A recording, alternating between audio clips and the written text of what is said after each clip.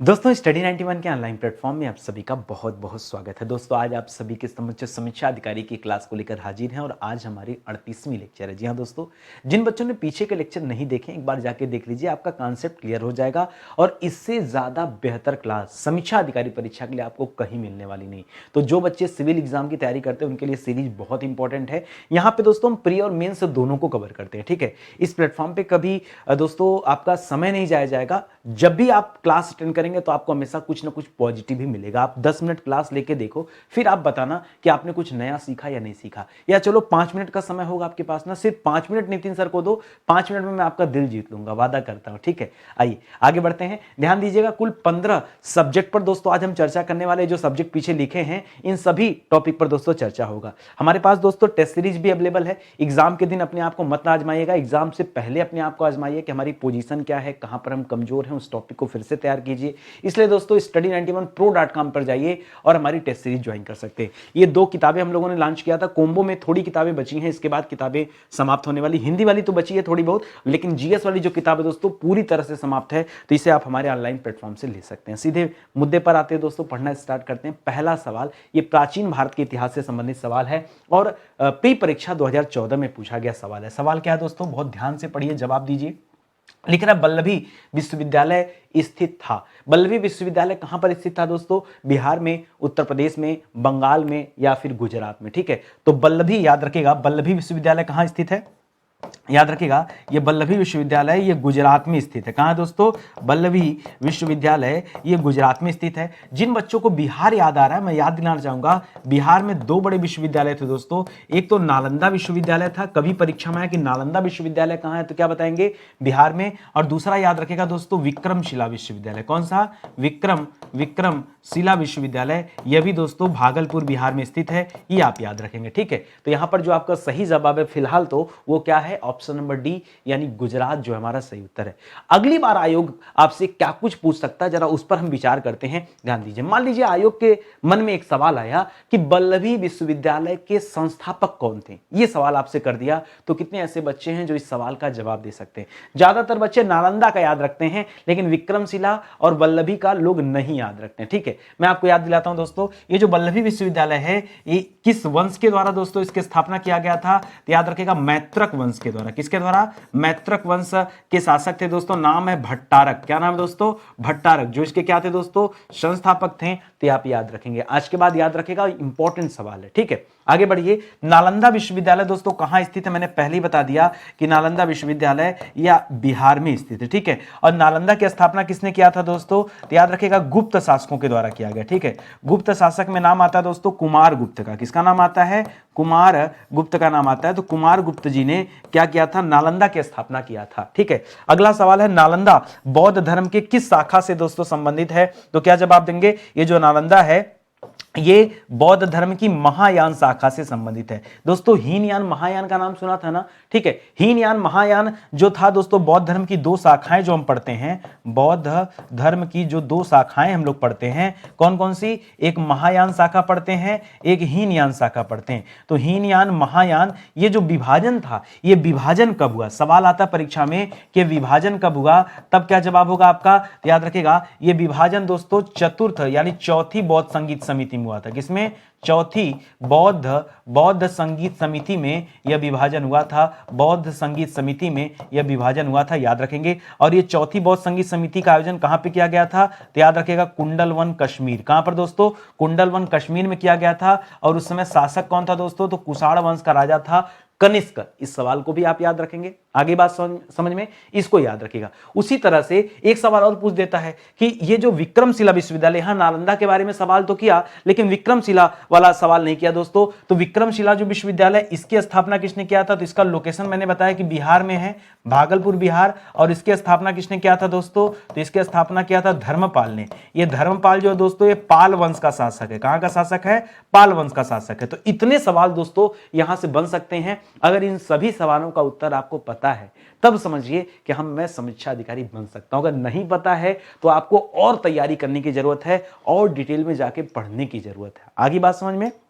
चलिए आगे बढ़ते हैं, अगला सवाल करते हैं। अगला सवाल दोस्तों मध्यकालीन भारत के इतिहास से संबंधित सवाल है और यह सवाल प्री परीक्षा 2016 में पूछा गया सवाल है। ठीक है, सूची 1 को सूची 2 से सुमेलित करना है कि हॉकिंस, टॉमस रो, मनुची और रॉल्फ फिश, ठीक है, कौन कब जो है भारत आया था ये आपको बताना है। ठीक है, तो सबसे पहले दोस्तों रॉल्फ फिश की बात करेंगे। जो रॉल्फ फिश था दोस्तों ये अकबर के शासनकाल में आया था। ठीक है, अकबर के शासनकाल में आने वाला एकमात्र अंग्रेज यात्री कौन था दोस्तों? रॉल्फ फिश था। तो अकबर का शासनकाल जो सबसे पुराना होगा वही होगा, यानी 1885 से 1585 से 1586 के दौरान रॉल्फ फिश ने भारत की यात्रा किया था। उसके बाद दोस्तों कैप्टन हॉकिंस आया था। कौन आया था? कैप्टन हॉकिंस आया था, जिसे इंग्लिश खां की उपाधि भी दिया गया था और टॉमस रो। ठीक है, ये कैप्टन हॉकिंस और टॉमस रो जो दोस्तों, अच्छा मैं यहां पे अकबर भी लिख देता हूं, या एक काम करते हैं ना, यहां पे नोट करते चलते हैं। जैसे यहां तो हॉकिंस ने दिया, रॉल्फ फिश यहां पर हमने क्या पढ़ा दोस्तों, याद रखेंगे 1585 से 86 के दौरान आया था। और किसके शासनकाल में आया था दोस्तों?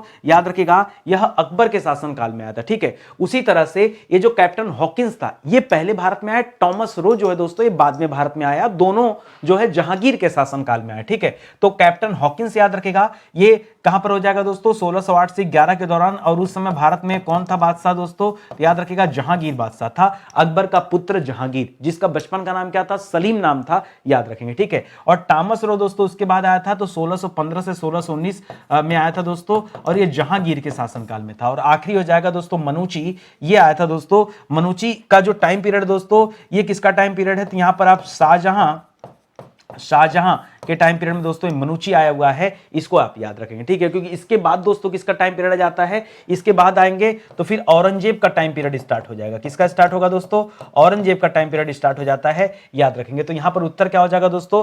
पहले का 2 होगा, दूसरे का 1 होगा, तीसरे का 4 होगा, चौथे का 3 होगा। तो 2 1 4 3 याद रखेगा, यानी ऑप्शन नंबर बी यहां पर दिख रहा दोस्तों, ये आपका सही जवाब हो जाएगा। ठीक है, आइए यहां पर फिल कर दीजिए। जैसे कैप्टन हॉकिंस लिखा है तो कैप्टन हॉकिंस लिखिए, कैप्टन हॉकिंस। ठीक है, ये एक कैप्टन था और इसी को दोस्तों इंग्लिश खां की उपाधि दिया गया था। क्या दिया गया था? इंग्लिश खां की उपाधि दिया गया था। ये पहले आया था दोस्तों 1608 से 1611 के दौरान दोस्तों भारत आया है। टॉमस रो याद रखेगा, यह भी जहांगीर के राज दरबार में आया है, यहां भी जहांगीर लिख दूं। ठीक है, जहांगीर लिख दे रहा हूं। ठीक है, और टॉमस रो दोस्तों ये भी जहांगीर के दरबार में आया, 1615 से 1619 के दौरान दोस्तों इसने भारत की यात्रा की, यह भी याद रखेगा। इसी तरह से जो मनुची है दोस्तों, ये मनुची भी भारत की यात्रा पर आया था दोस्तों, ये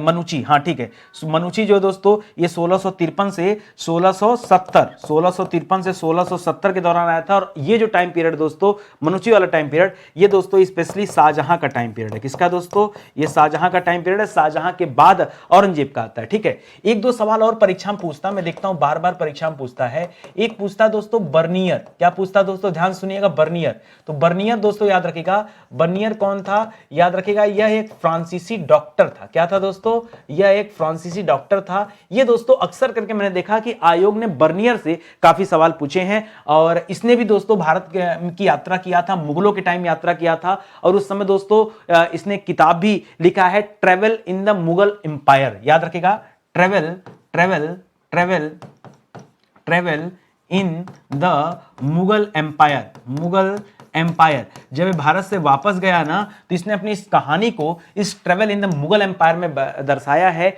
और इस किताब के रचनाकार भी कौन है दोस्तों? बर्नियर। तो इसको याद रखेगा। और ये किसके शासनकाल में आया था? बर्नियर। तो याद रखेगा ये शाहजहां प्लस औरंगजेब। ठीक है, शाहजहां प्लस औरंगजेब के शासनकाल में दोस्तों भारत की यात्रा किया था। तो इसको भी याद रखेगा। एक सवाल दोस्तों और आता है, पूछता है परीक्षा में हैमिल्टन के बारे में। किसके बारे में पूछता है? हैमिल्टन के बारे में। देखिए जो याद आ रहा है मैं वो बताते चल रहा हूं। ठीक है, हैमिल्टन के बारे में। हैमिल्टन दोस्तों यह एक शल्य चिकित्सक था। कौन था दोस्तों? यह एक शल्य चिकित्सक था और ये बहुत बाद में आया। ठीक है, ये आया दोस्तों फर्रुखसियर के टाइम में। फर्रुखसियर के टाइम में, फर्रुखसियर को दोस्तों क्या कहते हैं? फर्रुखसियर को इतिहास के पन्नों में घृणित कायर कहा जाता है। क्या कहा जाता है दोस्तों? इसे घृणित कायर के नाम से जाना जाता है, याद रखेंगे। ठीक है, फर्रुखसियर को एक रोग भी हुआ था। उस रोग के दौरान इसकी जो हेल्प किसने किया था दोस्तों? इसी ने किया था, हैमिल्टन नामक एक चिकित्सक ने किया था, एक अंग्रेज चिकित्सक ने किया था। ये आप याद रखें। इसी के बाद फर्रुखसियर ने क्या दे दिया था? अंग्रेजों को शाही फरमान जारी कर दिया था। ठीक है, आपको याद होगा।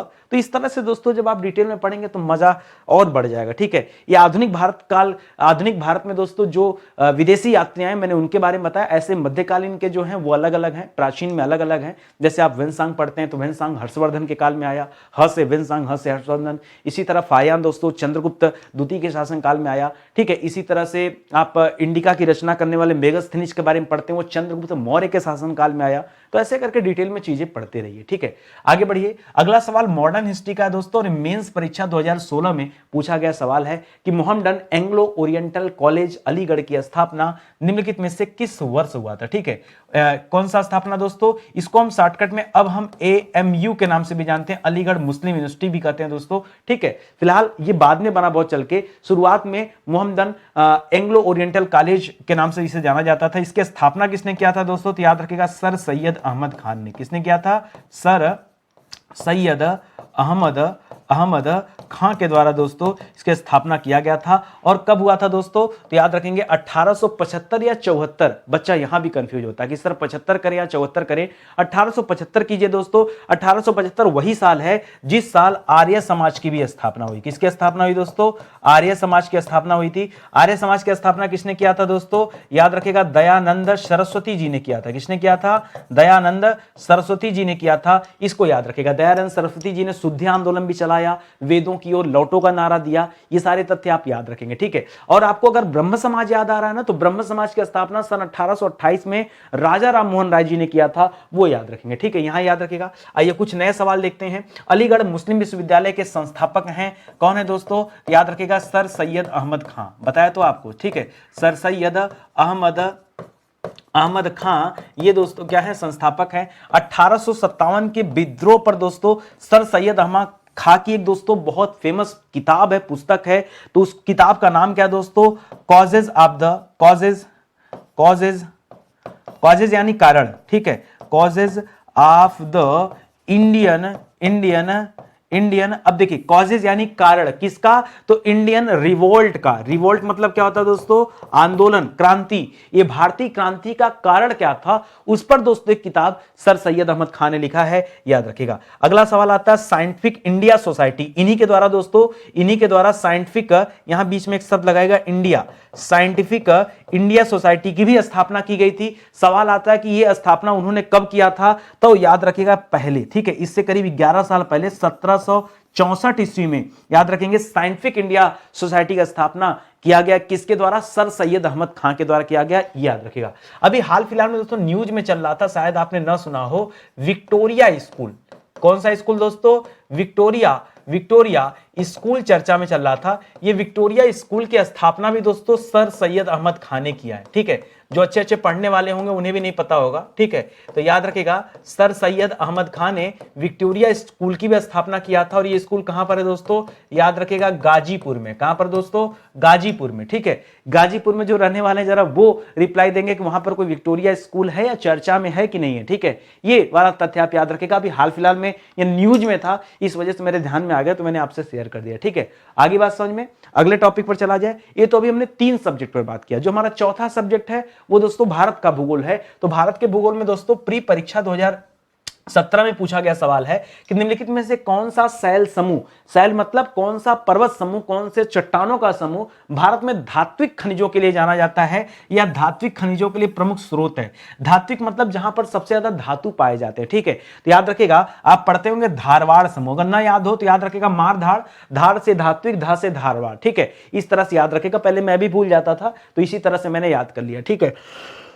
ये टर्सरी, विंध्यन और गोंडवाना मत करेगा दोस्तों। यहां धारवाड़ समूह आप याद रखिए। धात्विक खनिजों का प्रमुख स्रोत कौन सा है दोस्तों, धारवाड़ क्रम की जो चट्टाने हैं वो इसके प्रमुख स्रोत हैं, उसको याद रखिएगा। कह रहा धारवाड़ चट्टाने जो हैं ये मूल रूप से कौन सी चट्टाने दोस्तों, तो यह आग्नेय शैल की बनी चट्टाने। क्या दोस्तों, यह आग्नेय शैल की चट्टाने हैं, याद रखिएगा, ये भी याद रखिएगा। भारत में 98% जो चट्टाने दोस्तों वो किससे बिलोंग करती हैं, ये बड़ा अच्छा सवाल दोस्तों, ये गोंडवाना चट्टाने, ठीक है। भारत में 98% जो चट्टाने हैं वो दोस्तों गोंडवाना समूह की चट्टाने हैं। क्या दोस्तों, वो गोंडवाना समूह की चट्टाने हैं, याद रखिएगा। हिमालय का निर्माण किस युग में हुआ है, तो ये जो ऑप्शन दिया दोस्तों टर्शियरी ना, याद रखिएगा, यह एक युग का नाम है। टर्शियरी यह एक युग का नाम है दोस्तों। इसी युग में दोस्तों हिमालय का निर्माण हुआ था। गंगा के मैदानी क्षेत्र में पाई जाने वाली चट्टान कौन सी है, तो गंगा के मैदानी क्षेत्र में क्या कौन सी चट्टान पाई जाती है क्वार्टनरी चट्टान दोस्तों पाई जाती है कहां पर? गंगा के मैदानी क्षेत्रों में पाई जाने वाली ये चट्टान है। ठीक है, तो ये सभी के सभी प्रश्न जो अभी मैंने बताए आपको, ये सभी मोस्ट इंपॉर्टेंट, इसको जरूर याद रखिए। ठीक है, ये भारत के भूगोल से संबंधित जो है सवाल थे। इसी तरह से विश्व के भूगोल से संबंधित जो सवाल हैं जरा उनको देखिए। ये सवाल दोस्तों प्री परीक्षा 2016 में पूछा गया सवाल है कि वायुमंडल की लंबवत संरचना में सबसे निचली सतह कौन है? ठीक है, तो दोस्तों हम सबसे नीचे क्या पढ़ते हैं? हम सबसे नीचे पढ़ते हैं दोस्तों क्षोभ मंडल। क्या पढ़ते हैं? क्षोभ मंडल। एक्चुअली शुरुआत में इसे विक्षोभ मंडल कहा जाता है क्योंकि सभी मौसमी जो घटनाएं हैं, सभी मौसमी घटनाएं चाहे बादल हो चाहे कुछ भी हो, वो सब दोस्तों यही संबंधित है, याद रखिएगा। दूसरे नंबर पे दोस्तों समताप मंडल। क्या आता है दोस्तों? समताप मंडल आता है। ठीक है, याद रखिएगा। हवाई जहाज कहां उड़ते हैं दोस्तों? तो हवाई जहाज वगैरह इसी समताप मंडल में उड़ते हैं क्योंकि बादल के ऊपर उन्हें उड़ना रहता है। ठीक है, तो सबसे नीचे ये हो गया, दूसरे नंबर पे हो गया। तीसरे नंबर पे दोस्तों क्या आ जाता है? क्योंकि बीच का है इसलिए इसे मध्य मंडल कहते हैं। क्या कहते हैं? मध्य मंडल कहते हैं। चौथे नंबर पे याद रखेगा, चौथे नंबर पे मिलता है आपको ताप मंडल। क्या मिलता है? ताप मंडल मिलता है, जहां पर दोस्तों क्या पाया जाता है? यहीं पर ओजोन परत पाई जाती है। क्या होती है दोस्तों? यहां पर ओजोन परत। ठीक है, अच्छा बहुत सारे बच्चे कंफ्यूज होते हैं, सम तापमंडल अलग है, तापमंडल अलग भाई। ठीक है, यहीं पर दोस्तों आपको आयनोस्फीयर भी मिलता है। क्या मिलता है? आयन मंडल जो आप पढ़ते हैं वो आयन मंडल भी यहीं अवस्थित है। और जो पांचवें नंबर पे दोस्तों वो हो जाता है दोस्तों बहिर्मंडल। क्या हो जाता है? वह है आपका बहिर्मंडल यानी एक्सोस्फीयर, ये होता है। तो अभी आपसे क्या पूछा? सबसे निचली सतह यानी क्षोभ मंडल पूछ रहा है, लेकिन यहां नाम तो सर इंग्लिश में दे दिया। अब क्या किया जाए? तो क्षोभ मंडल को कहा जाता है दोस्तों क्या? स्ट्रेटोस्फीयर या ट्रोपोस्फीयर। तो सबको इंग्लिश में भी मैं लिख देता हूं, इसको याद रखेगा। जैसे बहिर्मंडल को कहते हैं दोस्तों एक्सोस्फीयर, याद रहेगा एक्सोस्फीयर। कभी अगर आयन मंडल देगा ना तो याद रखेगा आयनोस्फीयर कहा जाता है। क्या कहते हैं? आयनोस्फीयर कहा जाता है, आयनोस्फीयर। ठीक है, आयनोस्फीयर। ताप मंडल जो होता है ना दोस्तों, ताप माने होता है क्या? टेम्परेचर होता है ना, तो उस ताप से याद रखेगा। अच्छा, मध्य मंडल के लिए दोस्तों याद रखेगा मेजोस्फीयर नहीं मेसोस्फीयर कहते हैं। ठीक है, मेजोस्फीयर या मेसोस्फीयर। यहां पे जो जवाब होगा दोस्तों वो अभी, हाँ, ताप मंडल क्या कहते हैं दोस्तों? तो ताप मंडल को आ जाते हैं स्ट्रेटोस्फीयर। यहां जो कह रहा दोस्तों, यहां जो कह रहा है ये क्षोभ मंडल ना, ये क्षोभ मंडल के लिए हो जाएगा ट्रोपोस्फीयर। ट्रोपोस्फीयर आपका सही जवाब हो जाएगा। ठीक है, अच्छा एक मिनट एक सेकंड। समताप मंडल, ताप मंडल में थोड़ा सा यहां आप करेक्ट कर लीजिए। ये जो स्ट्रेटोस्फीयर है ना, स्ट्रेटोस्फीयर समतापमंडल को कहा जाता है। ये थोड़ा सही कीजिए, स्ट्रेटोस्फीयर किसे कहते हैं? समतापमंडल को कहते हैं। और ये तो तापमंडल लिखा है ना, तापमंडल को थर्मो कहते हैं। क्या कहते हैं? थर्मो। तापमंडल क्या कहते हैं? थर्मोस्फीयर कहते हैं। क्या कहते हैं? थर्मोस्फीयर। ठीक है, थर्मोस्फीयर। आपको कॉन्सेप्ट क्लियर हो गया ना? तो याद रखेंगे, ये सारे सवाल इंपॉर्टेंट आपके लिए। अच्छा, अगली बार आयोग आपसे क्या पूछ सकता है? थोड़ा नए सवाल पर हम लोग डिस्कस करते हैं। ठीक है, लिख रहा है सभी मौसमी घटनाएं, चाहे कोहरा हो, चाहे बारिश हो, चाहे तूफान हो, चाहे बादल संबंधी कोई चीज हो, ये सभी कहां घटित होती दोस्तों? तो पहले याद रखेगा, इसे कहते थे विक्षोभ मंडल। ठीक है, क्या कहते थे? विक्षोभ मंडल। समय बदला, वी गायब हो गया, बचा क्या दोस्तों? क्षोभ मंडल। क्षोभ मंडल को हम क्या कहते हैं? स्ट्रेटोस्फीयर कहते हैं। क्या कहते हैं? स्ट्रेटोस्फीयर। क्या कहते हैं? स्ट्रेटोस्फीयर कहते हैं। ये भी आप याद रखेंगे। ठीक है, जो कि आज हमसे, अरे यार हम बार बार कंफ्यूज आते हैं। क्षोभ मंडल क्या कहते हैं? ट्रोपोस्फीयर कहते हैं। अच्छा, ये इंग्लिश वाले नाम ऐसे है ना, ये कंफ्यूज क्या, अभी अचानक से ध्यान पड़े तो फिर गलती हो जाता। ये क्षोभ मंडल क्या कहते हैं दोस्तों? ट्रोपोस्फीयर कहते हैं, ट्रोपोस्फीयर। ठीक है, ट्रोपोस्फीयर। ठीक है, ट्रोपोस्फीयर, इसको याद रखेंगे। तो यहां पर जो सही जवाब हो जाएगा ये क्या हो जाएगा? ऑप्शन नंबर 3 हो जाएगा, ट्रोपोस्फीयर। ठीक है, आगे बढ़िए। आगे लिख रहा है दोस्तों कि क्षोभ मंडल की न्यूनतम एवं अधिकतम ऊंचाई है। बहुत अच्छा सवाल कर दिया, क्योंकि पृथ्वी दोस्तों ऐसे गोल है, तो गोल है दोस्तों, तो जो 0 डिग्री लाइन है, विषुवत रेखा जो है दोस्तों, वो सबसे लंबी रेखा है, वहां से दूरी ज्यादा है। ध्रुवों से दोस्तों दूरी कम होती है। तो याद रखेगा, जहां पर ध्रुव है, ठीक है, ध्रुव के पास दोस्तों इसकी ऊंचाई कितनी है दोस्तों? विक्षोभ मंडल की ऊंचाई केवल 8 किलोमीटर है। जबकि जो विषुवत रेखा है, जो विषुवत रेखा है, विषुवत रेखा से यह जो ऊंचाई है, यह दोगुना हो गई, लगभग 15 से 16 किलोमीटर। कितना हो गया दोस्तों? 15 से 16 किलोमीटर के आसपास है। तो ये तथ्य भी याद रखिएगा। कहीं कहीं किताब में दोस्तों आपको 18 किलोमीटर भी दिखेगा। ठीक है, तो मैं कई जगह का डेटा आपको बता रहा हूं, आप जनरली 8 दूना 16 याद रखिए, ज्यादा बेहतर रहेगा। उसी तरह से जो 8 दे रहा है, इसका भी 10 देता है कहीं कहीं पे। लिख रहा है क्षोभ मंडल एवं समताप मंडल को अलग करती है एक ऐसी लेयर दोस्तों जो इन दोनों को अलग करती है, उसका नाम है ट्रोपोस्फेयर, ट्रोपोपॉज। मुझे लग रहा है मैं कुछ गलत पढ़ा रहा हूं, ठीक है, एक मिनट सुनिए, ट्रोपोपाज, ठीक है। कब दोस्तों, याद रखेगा, क्षोभ मंडल और समताप मंडल को, सही है, ट्रोपोपाज बिल्कुल सही है, ट्रोपोपाज ये क्षोभ मंडल और समताप मंडल क्या करती है दोस्तों, अलग करती है। तो चलिए अब आगे बढ़ते हैं दोस्तों। अगला सवाल जो दे रहा है, ये सवाल दोस्तों जनसंख्या एवं नगरीकरण का सवाल, बहुत ध्यान से समझिए, ये वो विषय है जो आप जल्दी नहीं पढ़ते हैं, लेकिन फिर भी सवाल यहां से आता है। और ये जो सवाल है, ये प्री परीक्षा 2016 में पूछा गया सवाल है। लिख रहा है 2011 की जनगणना के अनुसार भारत की जनगणना या जनसंख्या विश्व का कितना प्रतिशत है। तो जो भारत में रहने वाले लोग हैं, अभी दोस्तों जो पुराना आंकड़ा था 2011 का आंकड़ा था, उस आंकड़े के अनुसार दोस्तों भारत की जनसंख्या कुल कितनी थी, 120 करोड़ थी, ठीक है। तो दोस्तों ये दुनिया की कितनी परसेंट है, तो याद रखेगा दोस्तों 17.31%। कितना, दुनिया की लगभग 17.5, इसीलिए हम राउंड फिगर में क्या बोलते हैं दोस्तों, जो हमेशा आंकड़ा आता है वो आंकड़ा आता है जो एग्जाम में देखने को मिलता है, वो मिलता है दोस्तों 17.5% लगभग। ये शब्द लगभग लगा के देता है कि लगभग 17.5% जो जनसंख्या है वो वर्ल्ड की भारत में रहती है, ठीक है, निवास करती है। ये तथ्य आप याद रखेंगे, ठीक है। भारत की जनसंख्या की वार्षिक वृद्धि दर कितनी है, ठीक है, वार्षिक वृद्धि दर कितनी, मतलब एक साल में भारत की जनसंख्या कितनी बढ़ जाती है। तो याद रखेगा जो रियल आंकड़ा है वो है दोस्तों 1.64%। कितना है, 1.64%। और हर 10 साल पे क्या होता है, हर 10 साल पे जो है काउंट होती है जनगणना। तो याद रखेगा इसी को 10 गुना पे लेके जाएंगे तो 16.5% हो जाएगा। तो आपको दोस्तों वो लगभग 10 की तरफ आप पहुंच जाएंगे। तो अगर आपसे कभी 10 की वृद्धि पूछे ना तो 16.5 नहीं, ये चला जाता है दोस्तों 17.7%। कितना चला जाता है, 17.7% एग्जैक्ट चला जाता है। 10 गुना से आगे जाइए और जो पॉइंट बढ़ रहा है दोस्तों, ये भी तो 10 साल में और 1-2% बढ़ जाएगा। इसी वजह से आप 17.7 याद रखेगा।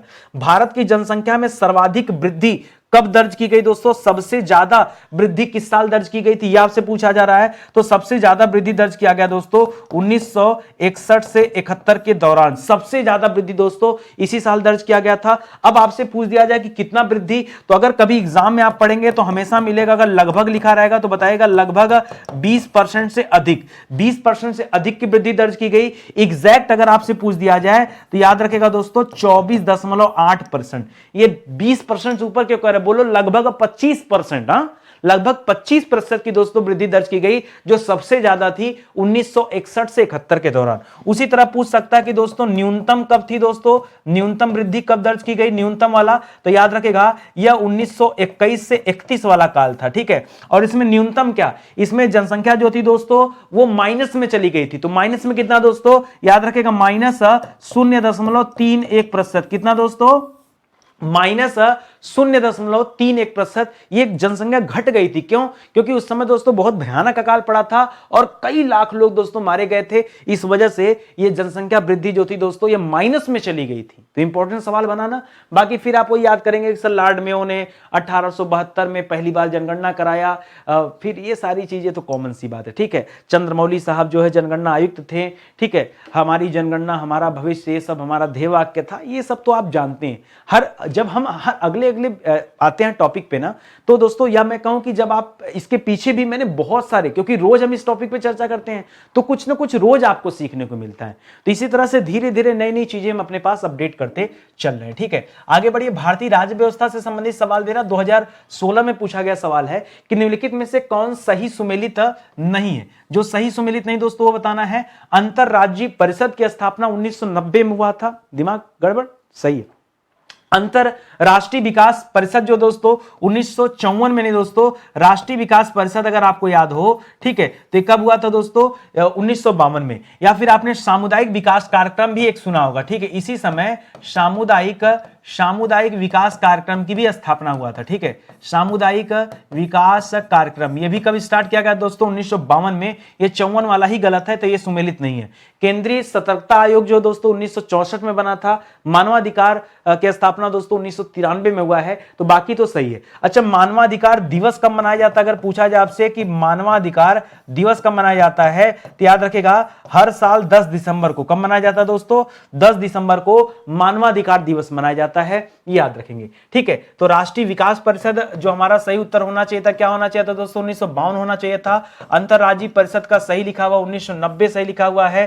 केंद्रीय सतर्कता आयोग दोस्तों 1964। लोग भूल जाते हैं, मैंने याद किया है इंडो पाक वार, भारत पाकिस्तान का युद्ध 1965 में हुआ था, उसके पहले ही सतर्कता आयोग बना था कि सतर्क हो जाओ, युद्ध होने वाला है। ठीक है, और मानवाधिकार आयोग की स्थापना 1993 में हुआ। यह तथ्य आप याद रखिएगा दोस्तों। कुछ सवाल मैं आपको बता दूं, जैसे अक्सर करके परीक्षा में आयोग खूब प्रश्न पूछता है मिड डे मील से। ठीक है, कि मिड डे मील दोस्तों, मिड डे मील की शुरुआत कब किया गया था? ठीक है, तो मिड डे मील की शुरुआत दोस्तों 1995 में हुआ था, याद रखिएगा।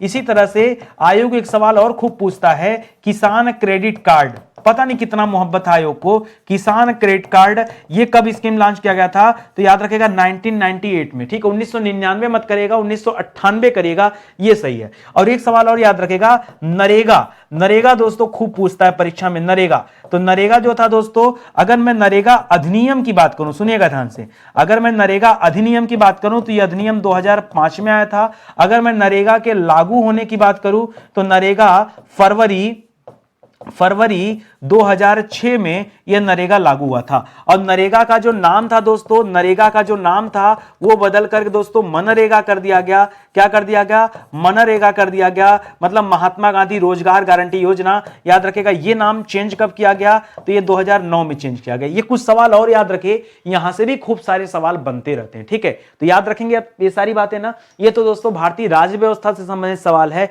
इस तथ्य को भी याद रखेंगे।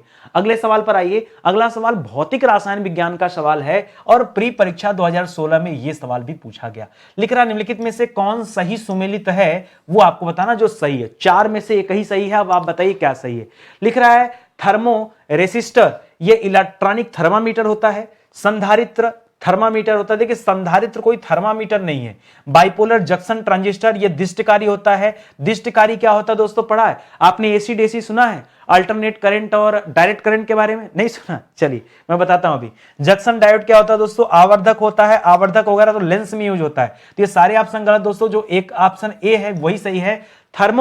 थर्मो रेसिस्टर जो है दोस्तों ये एक इलेक्ट्रॉनिक थर्मामीटर होता है, ये बिल्कुल परफेक्ट है। आइए मैं आपको कुछ अलग चीजें बताता हूं दोस्तों। आवेश को संरक्षित करने का कार्य कौन करता है? जो आवेश होते हैं ना, आवेश को संरक्षित करने का कार्य कौन करता है? तो ये काम करता है दोस्तों संधारित्र। संधारित्र है क्या दोस्तों? तो संधारित्र जो दोस्तों एक तरह का आप स्टोर बोल सकते हैं। ठीक है, स्टोर होता है संधारित्र। ठीक है, तो संधारित्र का काम क्या होता है? वो आवेश को क्या करता है? संरक्षित करता है, ये आप याद रखेंगे।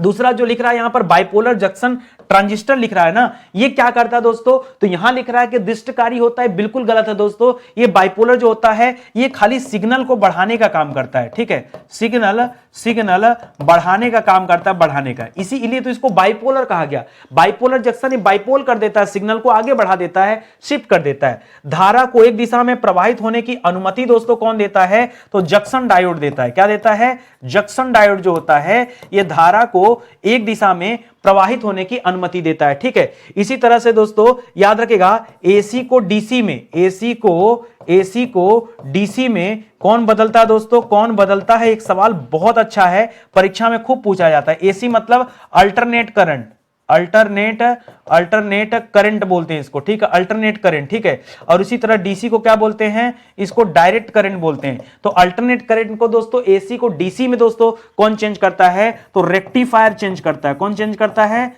रेक्टिफायर चेंज करता है दोस्तों। ये तथ्य भी आप याद रखेंगे। तो बाकी के 3 ऑप्शन दोस्तों बिल्कुल गलत दिए हुए हैं। ऑप्शन नंबर 1 जो दोस्तों बिल्कुल सही ऑप्शन है।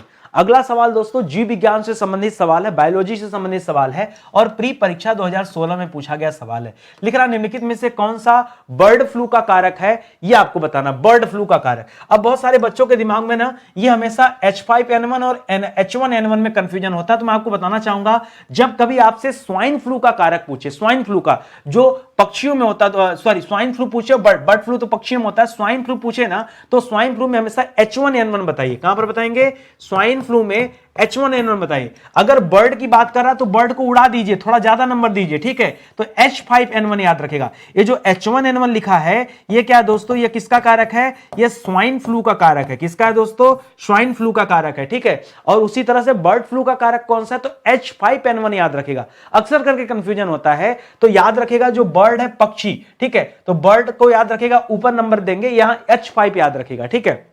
बाकी दोस्तों स्वाइन फ्लू मनुष्यों में फैलता है। अगर हम स्वाइन फ्लू की बात करें तो मनुष्यों में कैसे फैलता है दोस्तों, तो याद रखेगा एडीज मच्छर के कारण, ठीक है, एडीज मच्छर भी दोस्तों इसके कारक हैं, याद रखें। ये क्या होते हैं दोस्तों, ये कारक होते हैं। कारक किसे कहते हैं, कारक मतलब वाहक, कारक मतलब वाहक। ये इसके वायरस को दोस्तों क्या करते हैं, एक जगह से दूसरे जगह पहुंचाते हैं। जीका वायरस का दोस्तों वाहक कौन होता है दोस्तों, तो नहीं, स्वाइन फ्लू पूछा ना, एक सेकंड। स्वाइन फ्लू का कारक सुअर होता है दोस्तों। स्वाइन फ्लू किससे फैलता है दोस्तों, सुअर से, ठीक है। स्वाइन फ्लू पूछा ना, स्वाइन फ्लू दोस्तों सुअर से, याद रखेगा, इसका वाहक सुअर होता है। और जीका वायरस जो होता है मच्छर वाला आता है, यह एडीज जो मच्छर होते हैं दोस्तों, ये वो कारक होते हैं, ठीक है, किसके, जीका वायरस के कारक होते हैं। ये जो रेट्रो वायरस होता है दोस्तों, रेट्रो वायरस के कारण दोस्तों एड्स फैलता है, ठीक है, एड्स। हालांकि एड्स के लिए HIV जिम्मेदार होता है, ठीक है। और एड्स में दोस्तों याद रखेगा एक चीज और, एलिसा टेस्ट होता है। एलिसा टेस्ट का दोस्तों संबंध किससे, परीक्षा में आता है खूब सवाल कि एलिसा टेस्ट का संबंध किससे, तो क्या बताएंगे, एड्स से संबंधित है, ठीक है। ये सारे तथ्य याद रखेगा। अगर आपसे ये कभी पूछे कि वायरस से होने वाले रोग, वायरस से दोस्तों कौन कौन रोग होते हैं, तो जैसे दोस्तों वायरस से अभी तो देखिए सबसे ज्यादा दुनिया जो परेशान थी वो कोविड से परेशान थी। तो कोविड भी दोस्तों क्या था, एक तरह का वायरस था। और इसके अलावा, कोविड के अलावा अगर आपसे ऑप्शन पूछे तो क्या बताएंगे दोस्तों, जैसे जो जुकाम वगैरह होता है ना, जुकाम भी दोस्तों ये भी वायरस से होता है। देखिए एक आदमी को जुकाम हुआ तो कई लोगों में फैल जाता है, ठीक है। इसी तरह से हेपेटाइटिस वगैरह का नाम सुना होगा, हेपेटाइटिस वगैरह का नाम सुना होगा, तो ये सारे तथ्य भी आप याद रखेंगे, परीक्षा में आता है। पोलियो वगैरह भी दोस्तों इसी का उदाहरण है, याद रखेंगे, ठीक है। आगे देखिए, स्टडी 91 के प्लेटफॉर्म से कई सारी किताबें लॉन्च की गई। हमारी जो सुपर सेलिंग बुक है दोस्तों, वो आपकी अपनी हिंदी की किताब है। जी हाँ, अगर आपके पास एक किताब नहीं है तो कहीं ना कहीं चूक हो रही। हिंदी के लिए दोस्तों जबरदस्त किताब है, 634 पेज की दोस्तों ये किताब है पूरी, और 6000 सवाल इस किताब में दिए हैं हम, क्या ही इसके अलावा चाहिए आपको, ठीक है। और एक एक चैप्टर दोस्तों डिटेल में दिया गया है। ऐसे बहुत सारे विषय पर हम काम कर रहे हैं, कई सारे परीक्षा पे हम काम कर रहे हैं। किताबें चाहिए तो आप हमारे प्लेटफॉर्म पे संपर्क करिए, स्टडी 91 के वेबसाइट पर, एप्लीकेशन पर। उसके अलावा दोस्तों ये हमारा नंबर, व्हाट्सएप नंबर, इस व्हाट्सएप को सेव कर लीजिए और इस पर डायरेक्ट आप जो किताबों को ऑर्डर कर सकते हैं, ठीक है। चलिए आगे बढ़ते हैं, अगला सवाल करते हैं। अगला सवाल दोस्तों ये इकोनॉमिक्स का सवाल दे रहा है और ये प्री परीक्षा 2016 में पूछा गया सवाल है। ध्यान से पढ़िएगा।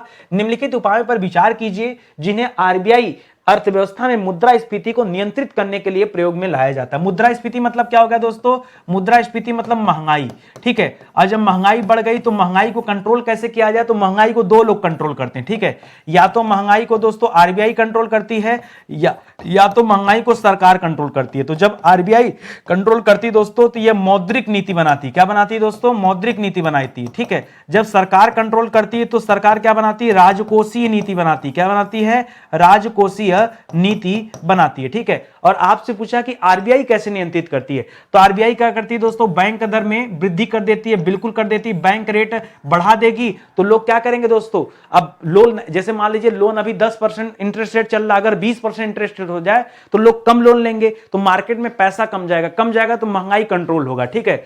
नगद आरक्षित अनुपात में वृद्धि कर देगा, इसे हम कहते हैं CRR, क्या कहते हैं, कैश रिजर्व रेशियो। बैंकों को दोस्तों कैश रिजर्व करने का जो है ज्यादा परमिशन मिल जाएगा कि नहीं, आपको ज्यादा कैश रिजर्व रखना, मार्केट में कम देना है। कुल मिला जुला के महंगाई है तो मार्केट में पैसा जाना नहीं चाहिए, बस इतना याद रखिए, तो महंगाई अपने आप कंट्रोल हो जाएगी। तो दूसरा वाला भी सही हो जाएगा। सांविधिक तरलता अनुपात, इसको SLR बोलते हैं, क्या बोलते हैं, SLR बोलते हैं, ठीक है। SLR के अनुपात में वृद्धि कर देगी, यह भी कंट्रोल करने का है। सरकारी प्रतिभूतियों का क्रय विक्रय जो दोस्तों, यह राजकोषीय नीति का उदाहरण है, यह सरकार करती है, आरबीआई नहीं करती है। इसलिए यहां पर क्या हो जाएगा, केवल 1, 2 और 3 हो जाएगा, 4 नंबर मत कीजिएगा।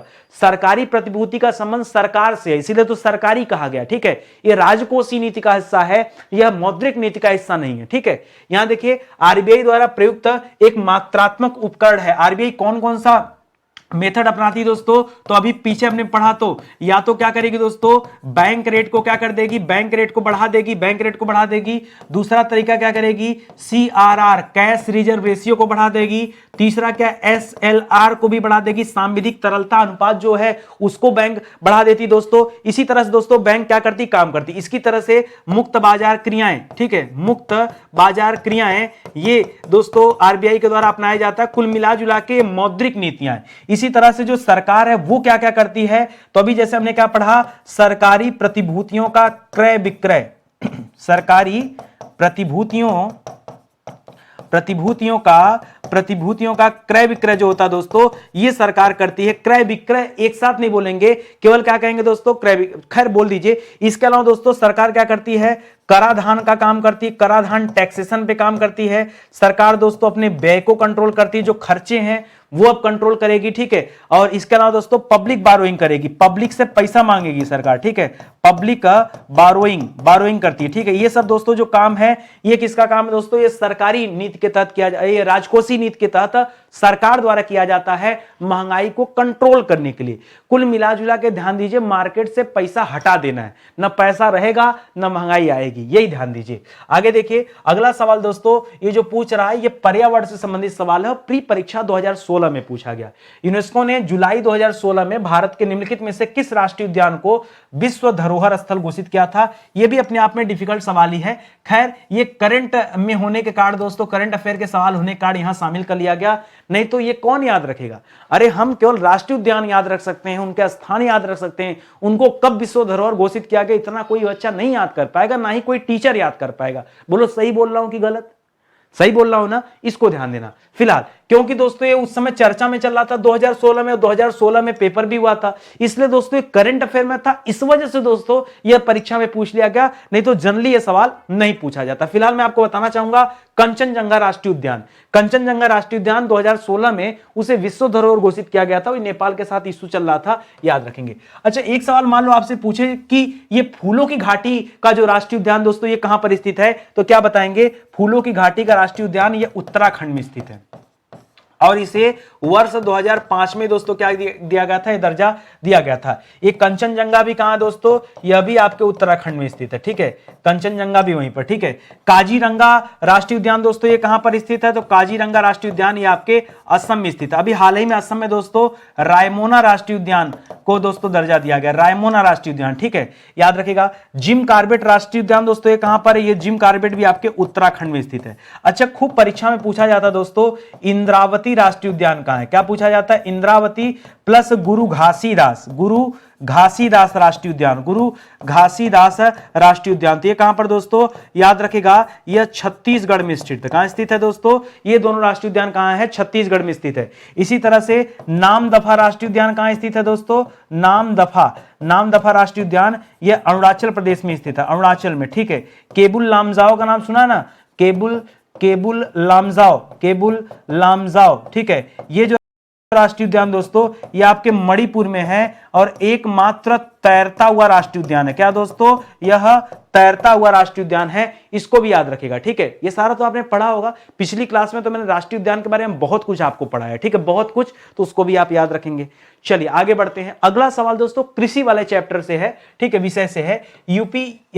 UDLDA प्री परीक्षा 2010 में पूछा गया सवाल है, निम्नलिखित में से कौन सा चाय में नहीं पाया जाता। चाय में क्या नहीं पाया जाता दोस्तों, तो चाय में थीन, कैफीन और टैनिन, ये दोस्तों तीनों चाय में पाया जाता है। ये जो मार्फिन लिख रहा दोस्तों, ये मार्फिन चाय में नहीं पाया जाता है।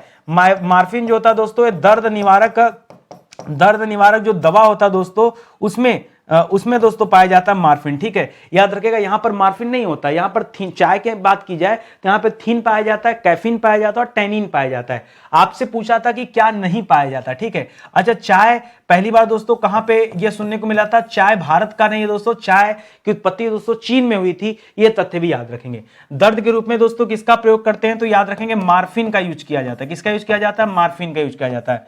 मार्फिन स्वाभाविक रूप से दोस्तों मतलब प्राकृतिक रूप से कहां पाया जाता है, है तो मार्फिन प्राकृतिक रूप से पाया जाता अफीम में। कहां पाया जाता दोस्तों? अफीम। अफीम की खेती दोस्तों कहां होती है? तो अफीम की खेती आपने सुना होगा बाराबंकी, गाजीपुर, ठीक है, गाजीपुर, इन स्थानों पर दोस्तों अफीम की खेती होती है।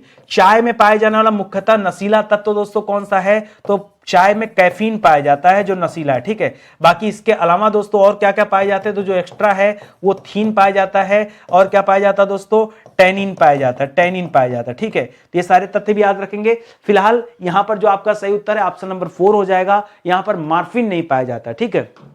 आगे बढ़िए, अगला सवाल देखिए, लिख रहा है, ये सवाल जो है ये यूपी स्पेशल का सवाल है। पहले हम लोग साइंस टेक का सवाल करते थे, साइंस टेक के सवाल पूरी तरह से समाप्त हो गए, इसलिए अब हम यूपी स्पेशल के 2 सवाल कवर करते हैं। तो प्री परीक्षा 2017 में पूछा गया सवाल है कि पंडित दीनदयाल उपाध्याय पशु चिकित्सा विज्ञान विश्वविद्यालय एवं गौ अनुसंधान संस्थान कहां स्थित है? दोस्तों पिछली क्लास में हम लोगों ने पढ़ा था पंडित दीनदयाल उपाध्याय हस्तकला संकुल, यही पढ़ा था ना, पंडित दीनदयाल उपाध्याय हस्तकला संकुल, ये कहां पर था दोस्तों? तो हमने पढ़ा था वाराणसी में। कहां पढ़ा था दोस्तों? वाराणसी में। और आज क्या दे रहा दोस्तों? पंडित दीनदयाल उपाध्याय पशु चिकित्सा, तो पशु चिकित्सा विज्ञान विश्वविद्यालय कहां पर दोस्तों? ये आपके मथुरा में। इसी तरह से याद रखेगा, मथुरा में अभी हाल फिलहाल में दोस्तों हाथियों के लिए अस्पताल भी खोला गया। किसके लिए दोस्तों? तो हाथियों के लिए जो पहला अस्पताल खुला वो कहां खुला दोस्तों? वो मथुरा में खुला है। ये तथ्य भी आप याद रखेगा। तो यहां मथुरा जो है दोस्तों ये सही जवाब हो जाएगा, ठीक है। सरदार पटेल कृषि प्रौद्योगिकी विश्वविद्यालय दोस्तों कहां स्थित है? सरदार पटेल कृषि प्रौद्योगिकी विश्वविद्यालय ये स्थित है दोस्तों मोदीपुरम। कहां? मोदीपुरम दोस्तों एक जगह का नाम है, और मोदीपुरम कहां है पता आपको? मोदीपुरम स्थित है मेरठ में। कहां पर दोस्तों? मेरठ में। जो आपको याद आ रहा दोस्तों गोविंद बल्लभ पंत कृषि विश्वविद्यालय, ये भारत का पहला कृषि विश्वविद्यालय है। गोविंद बल्लभ पंत कृषि विश्वविद्यालय ये कहां पर दोस्तों? ये आपके पंतनगर में। कहां पर दोस्तों? पंतनगर है। पंतनगर कहां दोस्तों? ये आपके उत्तराखंड में स्थित है, ठीक है, उत्तराखंड में, इसको याद रखेगा। जो अगला सवाल है, आचार्य नरेंद्र देव कृषि एवं प्रौद्योगिकी विश्वविद्यालय ये कहां पर दोस्तों? तो ये फैजाबाद में स्थित है। फैजाबाद में एक जगह दोस्तों कुमारगंज। क्या है दोस्तों? कुमारगंज, ये कहां पर है? फैजाबाद में, इसको याद रखेगा, ठीक है। अगला सवाल दोस्तों, भारतीय पशु चिकित्सा अनुसंधान संस्थान कहां पर है? तो याद रखेगा ये बरेली में है। बरेली में एक जगह दोस्तों इज्जत नगर। कौन सा है दोस्तों? इज्जत नगर बरेली, याद रखेंगे, ये अच्छा सवाल है। एक अंतरराष्ट्रीय दोस्तों कृषि विश्वविद्यालय भी बन रहा है। क्या बन रहा है दोस्तों? अंतरराष्ट्रीय कृषि विश्वविद्यालय भी दोस्तों बन रहा है। ये कहां बन रहा है दोस्तों? आपके कानपुर में बन रहा है ना। ये भी दोस्तों पिछली क्लास में हम लोगों ने डिस्कस किया था। आगे बढ़िए, अगला सवाल पढ़िए। यह सवाल भी यूपी स्पेशल का ही सवाल है। लिख रहा है नोएडा उत्तर प्रदेश के किस जिले में अवस्थित है? नोएडा दोस्तों किस जिले में? तो शाहजहांपुर में नहीं, मेरठ में भी नहीं। बहुत सारे बच्चे गाजियाबाद करते, गलत जवाब हो जाएगा। नोएडा जो है दोस्तों ये गौतम बुद्ध नगर में आता है। कहां आता है? गौतम बुद्ध नगर में आता है। जो नोएडा दोस्तों, नोएडा का फुल फॉर्म क्या है? तो एन माने होता है न्यू, ओ माने होता है ओखला, न्यू ओखला, आई माने होता है इंडस्ट्रियल, ठीक है, डी माने होता है डेवलपमेंट, ए माने होता है अथॉरिटी, ठीक है। तो दोस्तों ये नोएडा का फुल फॉर्म है। लिख रहा है गौतम बुद्ध जिले का निर्माण दोस्तों किससे किया था? तो याद रखेगा गौतम बुद्ध जिला जो बना था ना, ये बुलंदशहर का नाम सुना ना, तो बुलंदशहर के कुछ हिस्सों को काट करके और गाजियाबाद के कुछ हिस्सों को काट करके, ठीक है, गाजियाबाद के हिस्से को काट कर दोस्तों इसका निर्माण किया गया था। एक सवाल और आता दोस्तों कि निर्माण कब हुआ था? अगर ये पूछेगा तो क्या बताएंगे? वर्ष 2005 में। गौतम बुद्ध नगर की स्थापना कब हुई थी दोस्तों? ये कब हुआ था? तो सॉरी 2005 कहां, 1997 में गौतम बुद्ध नगर की बात कर रहा है, ठीक है, 1997 में। एक चीज और याद रखेगा, वो पूछता है भाई, हाँ, उत्तर प्रदेश में अभी कितने जिले हैं दोस्तों? कुल कितने जिले हैं? तो याद रखेगा उत्तर प्रदेश में जिलों की संख्या है 75। कितने जिले दोस्तों?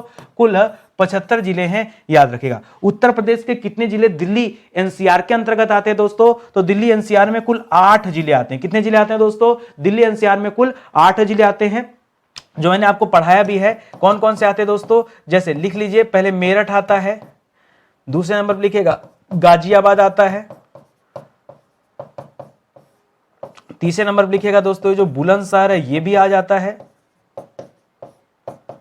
चौथे नंबर पर लिखिएगा दोस्तों जो गौतम बुद्ध नगर है ये भी आ जाता है। कुल 8 है, ध्यान दीजिएगा। पांचवें पे नोट करिएगा दोस्तों जो मुरादाबाद है। देखिए बहुत सारे बच्चे नहीं जानते, लेकिन मुरादाबाद भी दोस्तों दिल्ली एनसीआर में आ जाता है। मुरादाबाद की मुरादाबाद नहीं, मुजफ्फरनगर, मुजफ्फरनगर आ जाता है। ठीक है, मुजफ्फरनगर आ जाता है, मुजफ्फरनगर आ जाता है, शामली आ जाता है ना, शामली आ जाता है। कौन कौन सा हुआ? मेरठ हुआ, गाजियाबाद हुआ, बुलंदशहर हुआ। उधर से हम आ गए गौतम बुद्ध नगर आ गए, उधर से हम कहां आ गए दोस्तों, इधर आ गए शामली आ गए। इसके अलावा क्या आ जाएगा दोस्तों, बागपत आ जाएगा, हापुड़ आ जाएगा, बागपत और हापुड़, हापुड़ हो गया ना 8, हापुड़ याद रखेगा। ये कुल दोस्तों 8 जिले हैं जो किससे लगते हैं दोस्तों, ये उत्तर प्रदेश के जिले हैं, लेकिन ये दिल्ली एनसीआर के साथ सीमा बनाते हैं, तो इस तथ्य को भी आप याद रखेंगे। ठीक है, आगे बढ़िए। अगला सवाल दे रहा दोस्तों, ये आरओ मेंस परीक्षा में पूछा गया सवाल और विविध वाले टॉपिक से दोस्तों सवाल बन रहा है। तो मेंस 2016 का सवाल है, बहुत ध्यान से पढ़िए। क्या दिया है, कथन कारक है, दे रहा है कि पश्चिमी देशों में, जो पश्चिमी देश हैं जैसे यूरोपियन कंट्री हो गया, ठीक है, पश्चिमी देशों के नगरों में पुरुषों की अपेक्षा स्त्रियों की संख्या अधिक पाई जाती है। ठीक है, स्त्रियां ज्यादा है, पुरुष कम है, बिल्कुल सही है। कहा जाता है कि साक्षर देश है इसलिए वहां पर स्त्रियां ज्यादा हैं, हालांकि इसका कोई लेना देना नहीं है, लेकिन ये आप याद रखें। लिख रहा पश्चिमी देशों में कृषि कार्य नवीन तकनीकों से किए जाते हैं जिसमें पुरुषों की भागीदारी अधिक होती है। भैया कथन तो दोनों सही है, लेकिन एक तरफ दोस्तों स्त्री पुरुष की संख्या बताया जा रहा है, दूसरी तरफ कृषि की बात कर रहा है। भाई इससे कृषि से इसका क्या लेना देना, यानी कथन दोनों सही है, लेकिन व्याख्या जो दोस्तों वो सही नहीं दी गई है, याद रखेंगे। अब इसमें क्या ही व्याख्या किया जाए, ठीक है, हालांकि लिखने वाली कोई बात नहीं यहां पर, ठीक है, तो आप इसको समझ लीजिए। ऑप्शन नंबर बी 2 है, बिल्कुल परफेक्ट आंसर हो जाएगा, सही उत्तर हो जाएगा। मैंने आपको कहा ना कि अभी हमारे पास दोस्तों समीक्षा अधिकारी के लिए 2 किताबें स्पेशली हैं, ठीक है, जिसे आप कोम्बो में अगले 1 दिन के लिए ऑर्डर कर सकते हो। वे किताबें समाप्त हो रही हैं, फिर आपको ये किताबें नहीं मिलेंगी, ठीक है। तो दोनों ही हमने बड़े शिद्दत के साथ किताबें तैयार की थी, हमारी टीम ने किया था। बहुत शानदार बुक है दोस्तों, इसको लीजिए, खूब मजा आएगा, ठीक है। तो ये किताबें हैं, ऑनलाइन आप इसे ले सकते हैं हमारे वेबसाइट या एप्लीकेशन से। और बाकी जो हिंदी के दोस्तों, अपनी हिंदी के नए संस्करण आ चुके हैं, और इस नए संस्करण में जो पुराना संस्करण था उसमें 5000 सवाल थे, नए संस्करण में 6000 सवाल हैं। पुराना संस्करण दोस्तों 504 पेज का था, नया संस्करण 534 पेज का है। और बहुत सारे मैंने चैप्टर भी यहां पर चेंज कर दिए। भाई समय के साथ अगर किताबें अपडेट नहीं होंगी तो मजा नहीं आएगा, ठीक है। तो मैंने इस किताब को अपडेट किया। जिन बच्चों के पास एक किताब हो, एक बार आप चाहें तो दोबारा इस किताब को ले सकते हैं। अब और भी शानदार हो गई ये किताब, पहले से ज्यादा बेहतरीन हो चुकी है, ठीक है। तो हमारा नवीन संस्करण एक तरह से दूसरा संस्करण आया है, इसे आप जरूर लीजिए, ठीक है। बाकी टेस्ट सीरीज के लिए दोस्तों जो हमारा नया पोर्टल study91pro.com, वहां जाके टेस्ट सीरीज जरूर दीजिए, उसके माध्यम से तैयारी आपकी गजब की हो जाएगी, ठीक है। तो चलिए सेशन ही समाप्त होता है। वीडियो अच्छा लगा हो तो हाथ जोड़कर निवेदन आप सभी से है कि वीडियो को लाइक करिएगा, कमेंट कीजिएगा और शेयर कीजिएगा। चैनल को अगर आपने सब्सक्राइब नहीं किया दोस्तों तो सब्सक्राइब कर लीजिए, क्योंकि तभी आपके पास नोटिफिकेशन आएगा, नहीं तो आपको पता ही नहीं चलेगा कि सर के चैनल पे कौन सी क्लास कब दी जाती है। तो आप आके बाकायदा प्लेलिस्ट से चीजों को पढ़ा करिए। जिन बच्चों को क्लास अच्छी लगी पीछे की क्लास जरूर देखिए, बहुत इंपॉर्टेंट सीरीज ये चल रही है, ठीक है। बहुत बहुत धन्यवाद आपका, मिलते हैं दोस्तों अगले लेक्चर में, तब तक के लिए जय हिंद, जय Bharat, thank you so much.